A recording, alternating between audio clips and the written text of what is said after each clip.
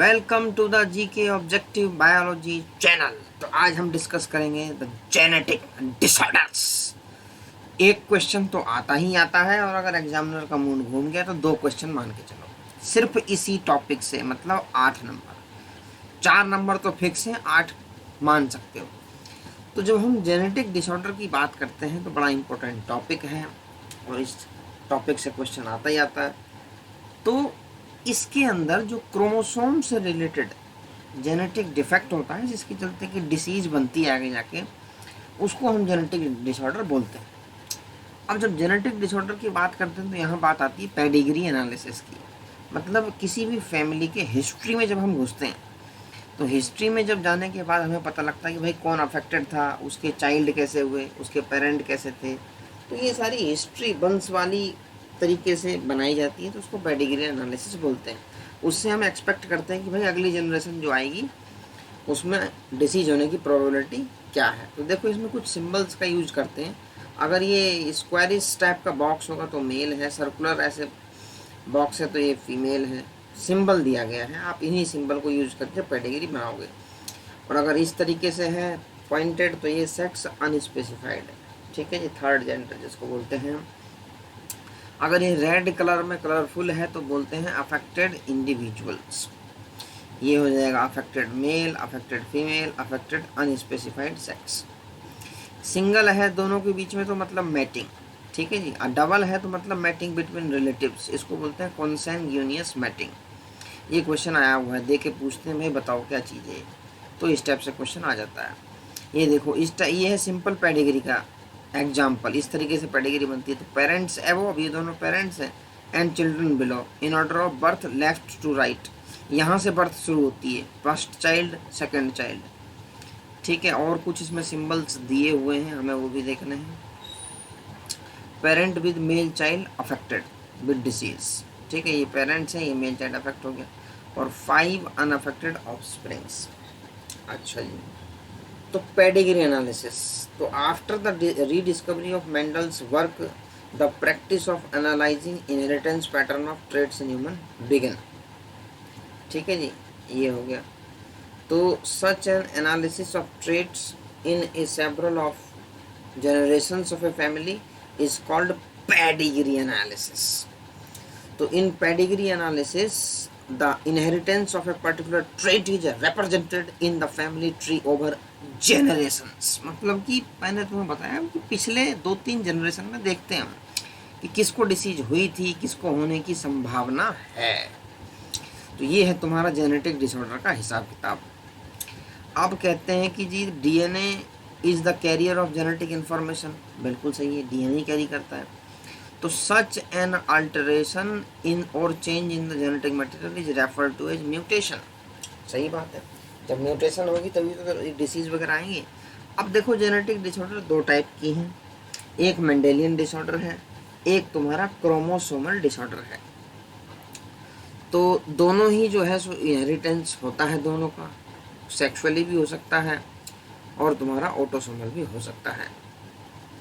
Chromosomal disorder में usually क्या होता है कि एन्यूप्लॉइडी क्रोमोसोम बढ़ जाएगा, ट्राइसोमी उसमें भी बढ़ सकता है क्रोमोसोम, ठीक है जी।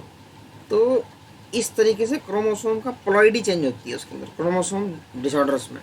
और मेंडेलियन डिसऑर्डर में specifically they are talking about inheritance of the disease, कैसे कैसे वो इनहेरिट करेगा, क्रोमोसोम के अंदर डिफेक्ट होगा इसमें, ठीक है जी। तो अब हम देख लेते हैं जेनेटिक डिसऑर्डर में be grouped into 2 categories, Mendelian disorder and chromosomal disorder. Mendelian disorder are mainly determined by alteration और mutation in the single gene. तो जो मेंडेलियन डिसऑर्डर है वो म्यूटेशन इन सिंगल जीन की वजह से होंगे। These disorders are transmitted to the offspring on the same lines as we have studied in the principle of inheritance. The pattern of inheritance of such Mendelian disorder can be traced in a family by the pedigree analysis. अब इसके example देख लो भैया। Most common Mendelian disorder के कौन कौन से हैं? Haemophilia है, सिस्टिक फाइब्रोसिस है, सिकल सेल एनीमिया है, कलर ब्लाइंडनेस है, फिनाइल कीटोन्यूरिया है, थैलेसीमिया है, एटसेट्रा। तो इसके एग्जाम्पल हो गए। अब X linked recessive trait shows transmission from carrier female to male progeny. इसको हम समझेंगे पेडिग्री बना के कैसे इसका होता है। अब दो डायग्राम दिए हुए हैं एनसीईआरटी ने, ये दोनों ए और बी। तो पहले देख लेते हैं autosomal dominant trait, for example myotonic dystrophy. ठीक है जी। तो जी ये जो मस्कुलर डिफेक्ट है मसल्स के अंदर, ठीक है, डिफेक्ट होता है, और ये वाला डिफेक्ट ऑटोसोमल डोमिनेंट होता है। जब हम डोमिनेंट की बात करते हैं तो अभी तुम्हें समझाऊंगा ऑटोसोमल डोमिनेंट क्या है और ऑटोसोमल रेसेसिव क्या है, sex linked recessive, sex linked dominant. ये अलग से तुम्हें समझाया जाएगा अभी थोड़ी देर में कि कैसे इनका फ्लो होता है, क्या मतलब है इनका। और ये है तुम्हारा ऑटोसोमल डोमिनेंट हो गया। Autosomal recessive trait for example sickle cell anaemia, ये जो है ऑटोसोमल रेसेसिव का ट्रेट है। देखो जब डोमिनेंट की बात आएगी ना तो दोनों में से कोई भी एक पेरेंट अफेक्टेड होगा ऑटोसोमल डोमिनेंट। हालांकि जरूरी नहीं है, बट अगर डोमिनेंट है तो उसमें क्या होगा, एक एलील चाहे दूसरा रेसेसिव हो उस पर एक्सप्रेस करेगा ही करेगा। जब एक्सप्रेस करेगा तो उससे डिसीज आ जाएगी। एक भी डोमिनेंट एलील होगा तो डिसीज एक्सप्रेस हो जाएगी। और रेसेसिव के अंदर क्या है कि अगर डोमिनेंट रेसेसिव दो हैं, अगर दोनों रेसेसिव होंगे तभी डिसीज एक्सप्रेस होगी। कैसे, ये देखो। अब तुम्हें मैं समझाता हूँ ऑटोसोमल डोमिनेंट और ऑटोसोमल रेसेसिव का। सपोज करो कि ये इंडिविजुअल है, एक ये हो गया इंडिविजुअल, मान के चलो मेल, ये हो गई तुम्हारी फीमेल। इन दोनों के बीच में करा दो भैया एक बार मैटिंग, ऐसे करके मैटिंग हो गई। मैटिंग हो गई तो अब यहाँ से प्रोड्यूस होंगे तुम्हारे चाइल्ड, चाइल्ड प्रोड्यूस होंगे। पहला चाइल्ड मान लो, यहाँ मान लो दूसरा चाइल्ड, ठीक है जी, ये तीसरा चाइल्ड हो गया, आगे चल लो ये चौथा हो गया। अब देखो ऑटोसोमल डोमिनेंट, ठीक है जी, हम बात कर रहे हैं डोमिनेंट की, डोमिनेंट, ठीक है। अब डोमिनेंट में क्या है, सपोज करो इसका कॉम्बिनेशन है ए और ए, इसका मान के चल लो ए और ए। अब देखो अगर सिंगल एक एलील है, ए कैपिटल है, तो इसके चलते इसमें क्या हो जाएगी, डिसीज हो जाएगी, इसमें डिसीज हो जाएगी, क्योंकि एक भी डोमिनेंट एलील होगा तो डिसीज एक्सप्रेस होगी। अब ये हो गया तुम्हारा डिसीज्ड, ठीक है। अब जो तुम्हारा केस ये है कि भाई अगर इसके और इसके बीच में मैटिंग होगी तो फर्स्ट चाइल्ड बनेगा, कुछ भी ले लो, फर्स्ट चाइल्ड मेल फीमेल कुछ भी हो सकता है। तो फर्स्ट चाइल्ड तुम्हारा क्या बनेगा, ए ए ए और ए, ठीक है, फर्स्ट चाइल्ड ये बन गया। सेकंड क्या बनेगा, सेकंड भी यही बनेगा, ए और ए, दिस इज सेकंड चाइल्ड। अब थर्ड चाइल्ड क्या बनेगा, स्मॉल ए स्मॉल ए। फोर्थ चाइल्ड क्या बनेगा, ये भी स्मॉल ए बनेगा, ठीक है, ये बन गया तुम्हारा फोर्थ चाइल्ड। अब दिक्कत ये है, देखो ये भी अफेक्टेड होगा डिसीज से, क्योंकि एक डोमिनेंट एलील हो गया, और ये भी अफेक्टेड होगा। फर्स्ट वाले को हम पहले इन दोनों से कराएंगे तो ये कॉम्बिनेशन आ गया, सेकंड वाले को इन दोनों से कराएंगे तो ये कॉम्बिनेशन आ गया। तो जब ऑटोसोमल डोमिनेंट होगा तो अगर एक parent heterozygous for the disease है तो तुम्हारा कॉम्बिनेशन ये बनेगा 50% of the individual will be affected. अब दूसरा केस ये है, मान के चलो ये यहाँ पे क्या है, अभी हेटेरोजाइगस है। अगर ये तुम्हारा होमोजाइगस होता डिसीज के लिए तो कॉम्बिनेशन क्या बनता, देखो अगर मैं इसको देखूँ, ये हो गया तुम्हारा। अब इसमें हमें ये देखना है कि अगर ये वाला ऑर्गेनिज्म, अगर सपोज करो ये फादर है, अगर फादर का जो तुम्हारा ट्रेट है वो अगर होमोजाइगस है, मान लो ये हो गया, डिसीज इसमें भी हो जाएगी, तो सारे इंडिविजुअल अफेक्ट हो जाएंगे। किस में, ऑटोसोमल डोमिनेंट में सारे के सारे इंडिविजुअल अफेक्ट हो जाएंगे इस केस में, क्योंकि सब में ए आ जाएगा कैपिटल वाला, और जहाँ भी कैपिटल वाला जाएगा वहाँ पे ऑटोसोमल डोमिनेंट शो करेगा, ठीक है जी। ये सारे हो जाएंगे आपके, ये देखो कैपिटल ए स्मॉल ए, क्योंकि सब में आ जाएगा एक एलील, और ये सारे के सारे इंडिविजुअल तुम्हारे हो जाएंगे अफेक्ट, ये सारे के सारे अफेक्टेड हो गए। तो ये वाला केस है जब ये पेरेंट तुम्हारा होमोजाइगस होगा। तो ये तुमने समझ लिया ऑटोसोमल डोमिनेंट। अब ऑटोसोमल रेसेसिव समझते हैं हम। ऑटोसोमल रेसेसिव सपोज करो पेरेंट का तुम्हारा ये है, दोनों कैरियर है, ठीक है, ये और ये। ऑटोसोमल रेसेसिव ट्रेट को हम देख रहे हैं, ठीक है जी, recessive trait, autosomal recessive trait को हम देख रहे हैं। Autosomal recessive trait. अब अगला मान लो, अगला जो पेरेंट है वो भी तुम्हारा यही है, अगला पेरेंट मान लो ये भी कैरियर है सपोज, तो दोनों के बीच में मैटिंग हुई, मैटिंग होने के बाद जो है चाइल्ड प्रोड्यूस होंगे। अब चाइल्ड देखो, पहला चाइल्ड आ गया, ये दूसरा आ गया, दूसरे के बाद ये तीसरा आ गया, तीसरे के बाद जो है ये चौथा आ गया। अब जब ये ऑटोसोमल रेसेसिव है तो इस स्मॉल ए के कारण डिसीज हो रही है, लेकिन दोनों क्या है, हेट्रोजाइगस है। दोनों हेट्रोजाइगस है तो कॉम्बिनेशन क्या बन जाएगा, ए, ठीक है, फिर ए, ये एक कॉम्बिनेशन बन गया, फिर दूसरा कॉम्बिनेशन बनेगा ए, ठीक है, ये दूसरा कॉम्बिनेशन बन गया, ये बन गया तुम्हारा तीसरा, और चौथा बन जाएगा ये। चौथा जब ये बनेगा तो ये वाला जो ऑर्गेनिज्म है दिस विल बी अफेक्टेड, ये ऑर्गेनिज्म तुम्हारा हो जाएगा डिसीज्ड, क्योंकि ये ऑटोसोमल रेसेसिव है, तो इस केस में एक्सप्रेस करेगा। अगर हम कह रहे हैं कि भाई अगर ऑटोसोमल रेसेसिव में केस ये हो जाए, सपोज करो अब ऑटोसोमल रेसेसिव है, अब हमने एग्जांपल लिया था कि दोनों पेरेंट हेट्रोजाइगस थे, अब मैं ये कह रहा हूँ कि भाई एक पेरेंट जो है होमोजाइगस हो जाए, तो इसको भी मिटा देते हैं। तो अब तुम्हें समझ में आएगा आखिर क्या हो रहा है। अब मान लो कि एक पेरेंट तुम्हारा हो गया हेट्रोजाइगस, एक हो गया तुम्हारा होमोजाइगस फॉर द डिसीज, मान लो डिसीज इसमें वही आएगी, ये वाला कॉम्बिनेशन, तो क्या होगा, half of the childs will be affected, half will be normal, ठीक है, तो आधे तुम्हारे अफेक्टेड हो जाएंगे, आधे तुम्हारे अनअफेक्टेड रहेंगे। तो इसमें से जो क्वेश्चन आता है वो रेशो बेस्ड क्वेश्चन आता है कि भाई रेशो क्या है बताओ, तो ये हो जाएगा, ये हो जाएगा। तो डिपेंडिंग अपॉन द होमोजाइगस और heterozygous nature of the parent, progeny का उसी हिसाब से होगा। तो आधे तो तुम्हारे नॉर्मल हो जाएंगे, आधे अफेक्टेड हो जाएंगे। तो ये थे एग्जाम्पल कि ऑटोसोमल डोमिनेंट और ऑटोसोमल रेसेसिव। अब सेक्स लिंक्ड का भी हम देखेंगे जैसे जैसे हम डिस्कस करेंगे। तो ये तुम्हारे दिए हुए हैं, अब आ जाओ भैया नीचे। तो कलर ब्लाइंडनेस पहला एग्जाम्पल आ रहा है।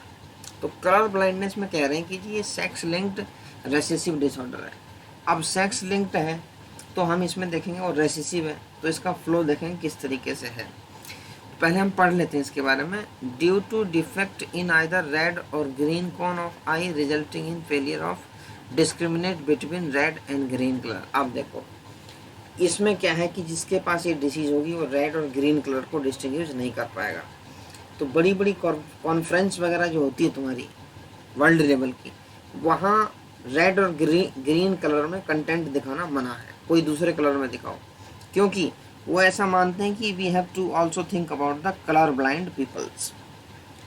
तो वहाँ थोड़ा सा रेस्ट्रिक्शन होती है, गाइडलाइन फॉलो होते हैं, तो उसका रीज़न यही है, कलर ब्लाइंडनेस उधर होती है। तो this defect is due to mutation in certain genes present in the X chromosome. पता लग गया यहाँ से कि ये एक्स लिंक्ड रेसेसिव डिसऑर्डर है। It occurs in about 8% of males and only about 0.4% of females. और सबसे बड़ी बात ये कि मेल में ज़्यादा क्यों है। देखो मेल के अंदर एक एक्स क्रोमोसोम होता है, एक वाई होता है। अगर एक भी x chromosome affected, mutant x chromosome अगर मेल में आ गया तो डिसीज हो जाएगी। अगर फीमेल में आया एक, अगर दूसरा नॉर्मल है तो डिसीज नहीं होगी, क्योंकि क्या है, रेसेसिव है। तो रेसेसिव मेल के अंदर एक्सप्रेस कर जाएगा लेकिन फीमेल के अंदर एक्सप्रेस नहीं करेगा। क्यों नहीं करेगा बताता हूँ डायग्राम बना के। तो this is because the genes that lead to red green colour blindness are on the X chromosome. Males have only 1 X chromosome and females have 2। तो son of a woman who carries the gene has a 50% chance of being color blind। अब कैसे colour blind होने के 50% chance हैं, ये मैं तुम्हें pedigree बना के समझा रहा हूँ अभी। तो mother is not her self colour blindness because of genetic gene is recessive. अब देखते हैं कलर ब्लाइंडनेस का एग्जांपल लेते हैं। तो ऑटोसोमल डोमिनेंट रेसिसिव इसको मिटा देते हैं और अब हम एग्जांपल लेंगे कलर ब्लाइंडनेस का। अब हम बात करेंगे सेक्स लिंक्ड रेसिसिव डिसीज का। ठीक है जी। तो उससे क्या है तुम्हें समझ में आएगा भैया क्या सिस्टम है, कैसे फ्लो हो रहा है इसका जीन्स का कॉम्बिनेशन। और प्रोबेबिलिटी बेस्ड क्वेश्चन आते रहे हैं इससे, बोलते भाई कितने % चाइल्ड अफेक्टेड होंगे। अब ये कह रहे हैं कि कैरियर फीमेल, कैरियर फीमेल का मतलब क्या है, एक पे कलर ब्लाइंड का जीन म्यूटेंट होगा। देखो ये हो गया एक्स, ये मान लो एक जीन जो फीमेल का है मतलब मदर का, ये कलर ब्लाइंड है, म्यूटेंट है, एक नॉर्मल है। तो अब इसका कॉम्बिनेशन क्या होगा, ये नॉर्मल रहेगी लेकिन कैरियर रहेगी डिसीज की। ये है नॉर्मल लेकिन कैरियर रहेगी। अब मान लो फादर नॉर्मल है, ये फादर आ गए। अब ये फादर क्या है कि तुम्हारे नॉर्मल है ये। अब इनके जो कॉम्बिनेशन बनेंगे, देखो ये वाला मैच करेगा इन दोनों से, तो ये जब मैच करेगा तो पहला कॉम्बिनेशन क्या बन जाएगा, एक्स सी एक्स। दूसरा क्या बन जाएगा, तो एक्स सी वाई, एक्स सी ये हो जाएगा वाई, एक्स सी वाई हो गया। तीसरा क्या हो जाएगा, एक्स एक्स ये हो गया। चौथा क्या हो जाएगा, एक्स और वाई। अब यहाँ से क्लियर आ गया।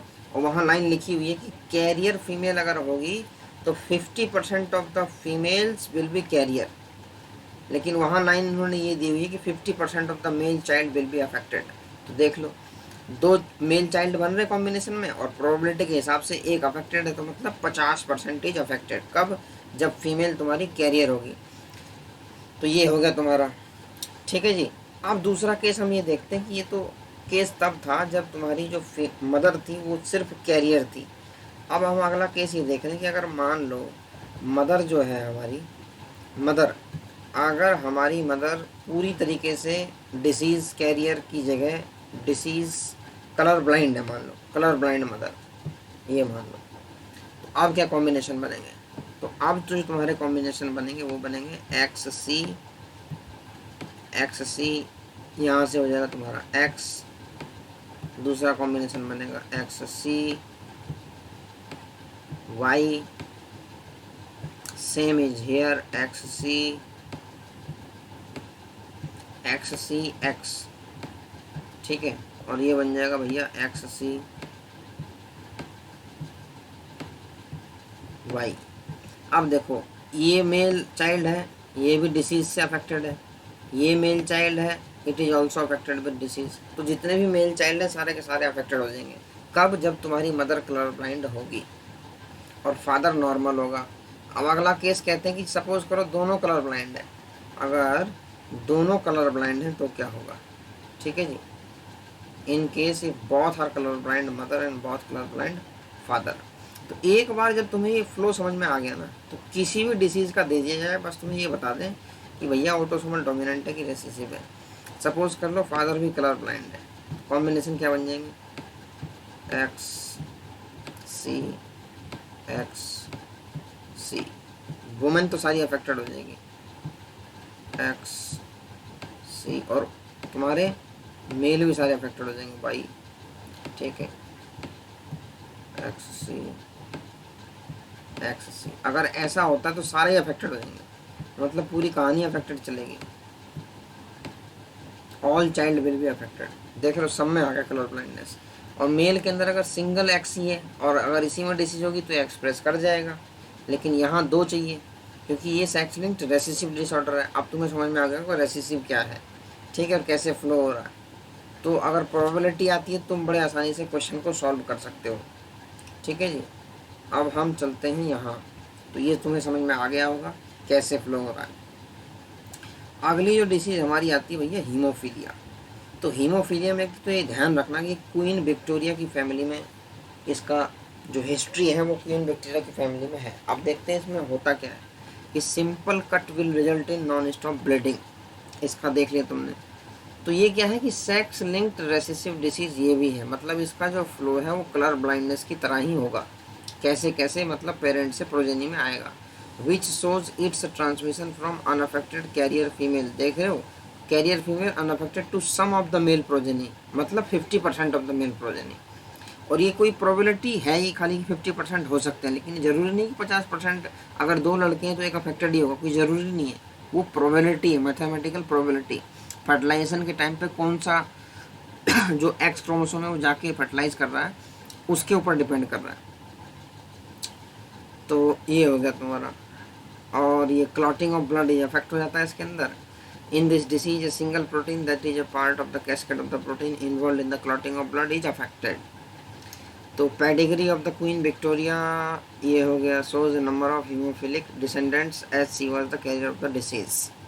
तो इसका फ्लो तुम्हें समझ में आ ही गया होगा कि उसी की तरह है जैसे कलर ब्लाइंडनेस का था, तो तुम बड़े आसानी से कर सकते हो।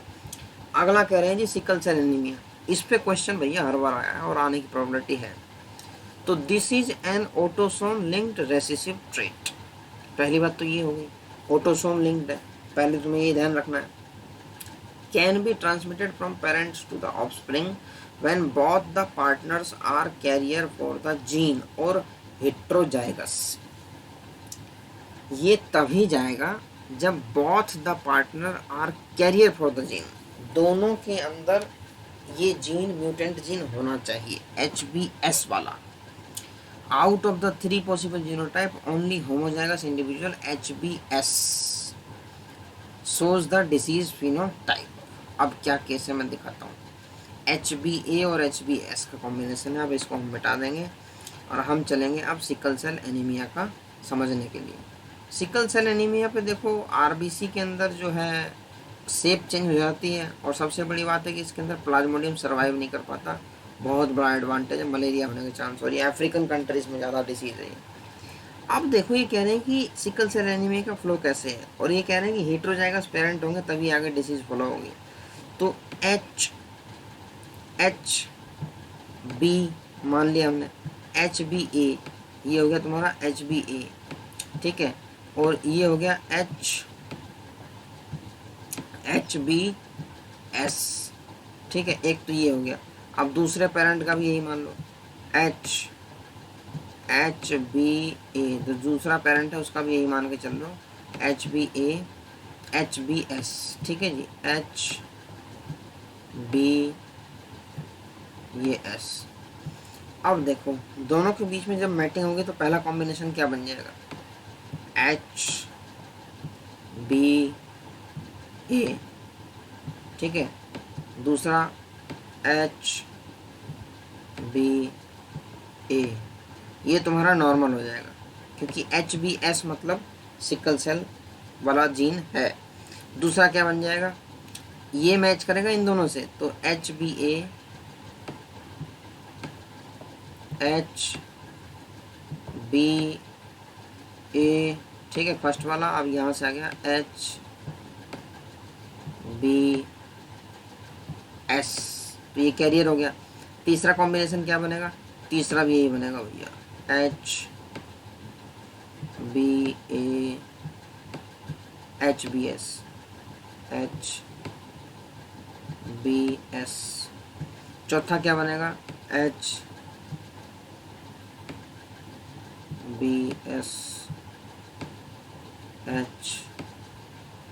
HbS, ये हो गया अफेक्टेड, ठीक है, देख रहे हो। ये वाला जो ऑर्गेनिज्म है ये तुम्हारा हो जाएगा डिसीज कॉज्ड ऑर्गेनिज्म, क्योंकि ये HbS ये वाला और ये वाला जब मिलेंगे, ये हो गया HbS और ये हो गया HbS, जब ये दोनों आपस में मिलेंगे हैं तो ये दोनों मिल के बना देंगे तुम्हारा ये वाला कॉम्बिनेशन। इस कॉम्बिनेशन की वजह से तुम्हारा आ जाएगा sickle cell anaemia, homozygous recessive, ठीक है जी। तो HbS जहाँ होंगे वहाँ तुम्हारा डिसीज हो जाएगी। ये था समझने का तरीका। तो ये समझ में आ गया तुम्हें कैसे फ्लो हो रहा है। HbS shows the diseased phenotype. तो individuals appear apparently unaffected but they are carrier of the disease, ये वाले में, heterozygous वाले में, as there is 50% probability of transmission of the mutant gene to the progeny. अब सबसे बड़ी बात यह है कि सिकल सेल एनीमिया में होता क्या है। The defect is caused by substitution of glutamic acid by the valine, point mutation का एग्जांपल है, सिंगल पॉइंट म्यूटेशन होगी डिसीज हो जाएगी। ये देखो ये नॉर्मल है आरबीसी, ये सिकल सेल है, देखो शेप चेंज हो गया।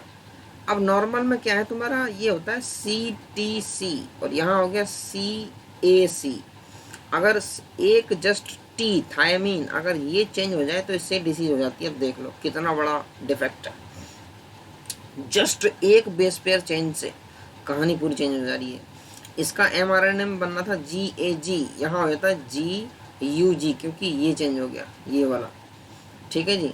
यहाँ आना था ग्लूटामिक एसिड लेकिन आ गया वेलिन। तो ये HbA पेप्टाइड है, ये HbS पेप्टाइड है। इसमें क्या है कि जो शेप बनती है ना हीमोग्लोबिन की आरबीसी की, वो बिल्कुल अलग हो जाती है। तो micrograph of red blood cells and the amino acid composition of the relevant portion of beta chain of haemoglobin. अच्छा, from a normal individual, a वाला from an individual with sickle cell anaemia, ठीक है जी, ये हो गया। अब हम आगे चल रहे हैं। तुम्हें बताया था ग्लूटामिक एसिड से हो गया वेलिन, लेकिन कहाँ पे, at the 6th position of the beta globin chain of the haemoglobin molecule. ये 6th पोजीशन पे ध्यान रखना, बीटा चेन में, बीटा ग्लोबिन चेन। तो GAG से क्या बने, गग से गुग।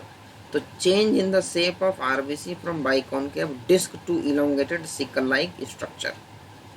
तो ये हो गया। अच्छा, अगली पे हम आ जाते हैं भैया फिनाइल कीटोन्यूरिया। तो फिनाइल कीटोन्यूरिया क्या है, इनबॉर्न एरर ऑफ मेटाबॉलिज्म है, is inherited as autosomal recessive trait. तुम्हें ऊपर बताया था कि ऑटोसोमल रेसेसिव कैसे फ्लो करता है। Affected individuals lack an enzyme that converts amino acid phenyl alanine into tyrosine.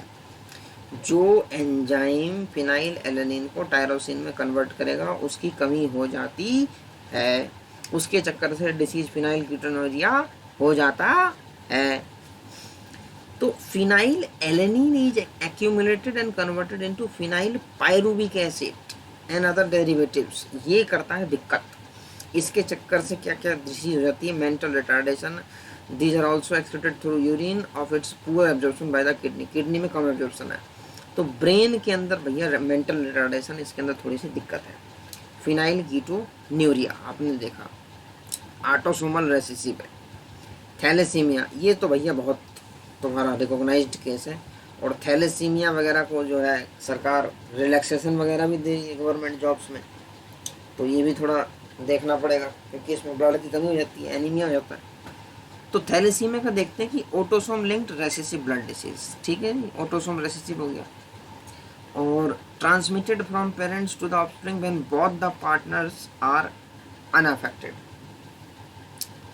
तो reduced rate of synthesis of one of the globin chain alpha and beta chains that make up hemoglobin.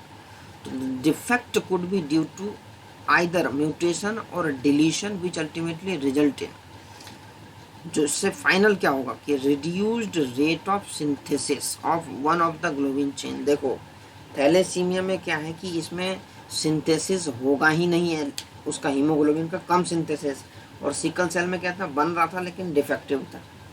तो ये दोनों में difference है। अभी नीचे एक line आएगी उसमें डिफरेंस पढ़ेंगे। तो formation of abnormal haemoglobin molecule results into anaemia, मतलब कि एबनॉर्मल हीमोग्लोबिन मॉलिक्यूल है, बन रहा है लेकिन कैसा बन रहा है, एबनॉर्मल, एबनॉर्मल हो गया। Which is characteristic of the disease thalassaemia can be classified according to which chain of the haemoglobin molecule is affected. देखो दो चेन होती है, अल्फा और बीटा। तो अल्फा में हो गया तो अल्फा थैलेसीमिया, और बीटा में हो गया तो बीटा थैलेसीमिया। तो alpha thalassaemia production of alpha globin chain is affected, while in beta thalassaemia production of beta globin chain is affected. Simple हो गया। तो alpha thalassaemia is controlled by two closely linked gene HbA1 and HbA2 on chromosome number 16 of each parent। ध्यान रखना chromosome 16 पे alpha thalassaemia में। अच्छा, while beta thalassaemia is controlled by a single gene HBB on chromosome 11 of each parent. ये ध्यान दे दिया। तो thalassaemia differs from sickle cell anaemia in that former is quantitative problem of synthesising too few globin molecule, ठीक है, thalassaemia में कम बन रहा है, while the latter is qualitative problem of synthesizing an incorrectly functioning globin। तो sickle cell में क्या है इनकरेक्टली फंक्शनिंग ग्लोबिन जो बना है वो उतना करेक्ट फंक्शन नहीं कर रहा, थैलेसीमिया में बन ही कम रहा है। तो ये दोनों में डिफरेंस हो गया। तो ये थे मेंडेलियन डिसऑर्डर के एग्जाम्पल। आप क्रोमोसोमल पे आ गए हैं, तो एन्यूप्लॉइडी कह रहे हैं भैया। तो failure of segregation of chromatid during the cell division cycle results in the gain और loss of a chromosome called aneuploidy. तो गेन और लॉस दोनों चीज होगी तो एन्यूप्लॉइडी हो जाएगा। पॉलीप्लॉइडी में क्या है, this condition is often seen in plant. अब देखो व्हीट वैरायटीज जो भारत में ग्रीन रिवॉल्यूशन आई थी, हरित क्रांति, उसके अंदर क्या था कि हेक्साप्लॉइड व्हीट वैरायटी। तो एक डिप्लॉइड ट्रिप्लॉइड तो हमने सुना है, हेक्साप्लॉइड मतलब 6 टाइम ज्यादा, 7 क्रोमोसोम थे, 7 6 42 क्रोमोसोम हेक्साप्लॉइड में हो गए थे। तो उसकी पूरी पूरी whole set of the chromosome increase हो जाती है, तो उसको बोलते हैं polyploidy. Out of 22 pair of autosomes, 1 pair of chromosome are sex chromosome, ठीक है। एंड 22 तो तुम्हारे ऑटोसोम्स हैं, 22 पेयर 44, और 2 ये हो गए तो 46। अच्छा जी, क्रोमोसोमल डिसऑर्डर्स के अंदर हम आ गए हैं, और ये तुम्हारा दिया हुआ है डायग्राम, ये बच्चा दिखाया गया है, ये अफेक्टेड है, showing individual infected with Down's syndrome. क्या क्या सिम्टम होंगे, कॉन्जेनाइटल हार्ट डिसीज होगी, बिग एंड रिंकल्ड टंग होगी, ब्रॉड फ्लैट फेस होगा, फ्लैट बैक ऑफ हेड होगा, many loops on the finger tips होगी, पाम क्रीज।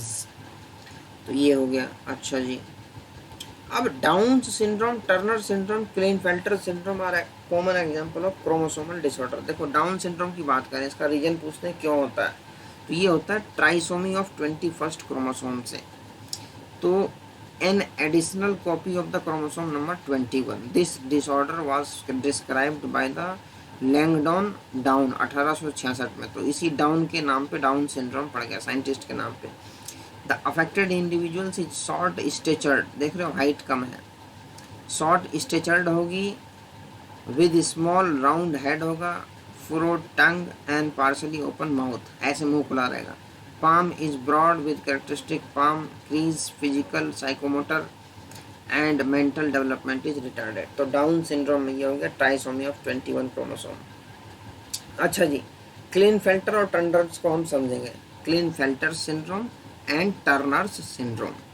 तो क्लीनफेल्टर में क्या है कि इसके अंदर एक्स एक्स वाई, मतलब क्या है कि एक्स वाई तो होता है मेल का, इसमें एक और एडिशनल एक्स लग जाएगा तो हो जाएगा एक्स एक्स वाई, मतलब मेल के अंदर फीमेल वाले कैरेक्टर आ जाएंगे, तो उससे क्या होगा, मेल के जो अपने कैरेक्टर हैं वो रिड्यूस हो जाएंगे। तो ये है मेल विद फीमेल कैरेक्टर। तो जेनेटिक कॉम्बिनेशन हो गया 47 क्रोमोसोम, एक बढ़ जाएगा, एक्स एक्स वाई हो जाएगा, ओवरऑल मस्कुलाइन डेवलपमेंट हो जाएंगे, गाइनिकोमेस्टिका डेवलपमेंट ऑफ ब्रेस्ट हो जाएगा, और जो एक्सटर्नल जेनेटेलिया है वो रिड्यूस हो जाएगा।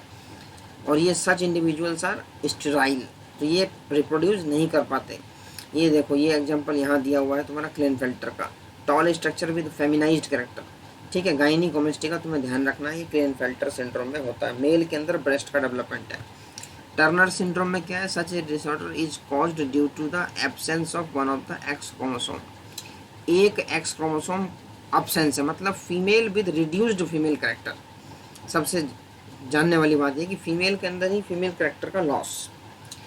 तो एक्स ओ टाइप का हो गया, एक्स जीरो टाइप का। Such females are sterile as ovaries are rudimentary besides other.